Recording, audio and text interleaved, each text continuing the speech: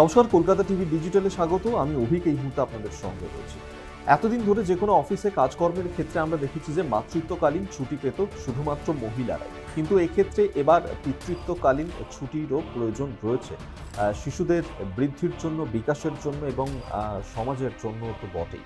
এবং সেক্ষেত্রে একটা শিশুর বড় হওয়ার পিছনে যতটা তার মায়ের অবদান থাকে, ঠিক ততটাই অবদান থাকে তার বাবারও। এবং এক্ষেত্রে যেহেতু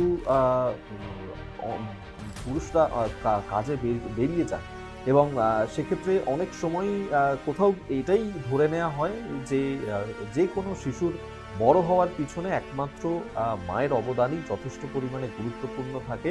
এবং সেক্ষেত্রে বাবার যে অবদান সেটা কোথাও গিয়েও কিছুটা হলেও খামতি থাকে। তবে এক্ষেত্রে সেই বিষয়টাকে মাথায় রেখেই কিন্তু এই বড় একটা সিদ্ধান্ত এবার নিয়ে আসা হতে চলেছে এবং এই নিয়েই দেশের শীর্ষ আদালত নির্দেশ দিয়েছে কেন্দ্র সরকারকেও। যেমনটা বলা হয়েছে যে এই ক্ষেত্রে বিচারপতি জেবি পারদিওয়ালা এবং বিচারপতি আর মাধবানের বেঞ্চ তারা এই নির্দেশ দিয়েছেন। তারা বলেছেন যে কিভাবে এই পিতৃকালীন ছুটির আইন আনা হবে এবং সেক্ষেত্রে কিভাবে এই পিতৃকালীন ছুটি তা কার্যকর করা হবে, সেই বিষয়টা নিয়ে যেন কেন্দ্র দেখে এবং সেটা নিয়ে যেন একটা সিদ্ধান্তে আসে এবং কতদিন পর্যন্ত পিতৃত্বকালীন ছুটি পাওয়া যাবে তা নিয়েও যেন কেন্দ্র নিজের সিদ্ধান্ত নেয়, সেই বিষয়টাও বলা হয়েছে। এবং এক্ষেত্রে বিচারপতিরা তারা যেমনটা জানিয়েছেন যে কেন্দ্রীয় সরকারকে অনুরোধ করা হচ্ছে যে সামাজিক নিরাপত্তার খাতিরে পিতৃত্বকালীন ছুটিকেও স্বীকৃতি দেওয়া হোক, যাতে শিশু সন্তান এবং তার মা বাবা দুজনের প্রয়োজনই পূরণ হয়। এবং এক্ষেত্রে 2020 সালের সামাজিক যে নিরাপত্তা বিধি সেই নিয়ে একটি মামলার শুনানিতেই কিন্তু এই রায় দিয়েছে আদালত। এবং কি ছিল ওই বিধিতে?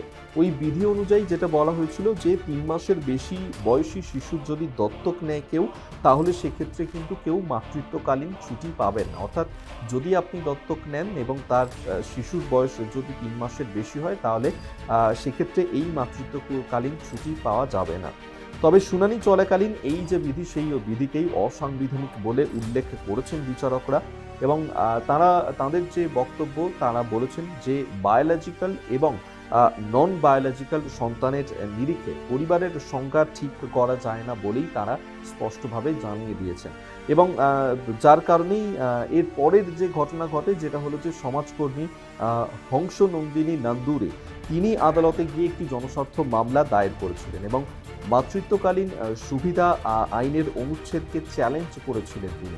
এবং তা নিয়েই দীর্ঘদিন ধরে ওই মামলা চলে এবং সেক্ষেত্রে দত্তক সন্তানের বয়স 3 মাসের কম বলে 12 সপ্তাহ মাতৃত্বকালীন ছুটি পাওয়া যাবে বলেই জানানো হয়। এবং এক্ষেত্রেই এই নিয়েই এবার এই গুরুত্বপূর্ণ যে নির্দেশ দেওয়া হয়েছে, বলা হয়েছে যে কেউ যদি সন্তান প্রসব করুক কিংবা দত্তক নিক, সব ক্ষেত্রেই মাতৃত্বকালীন ছুটি প্রাপ্য বলেই জানিয়েছে আদালত।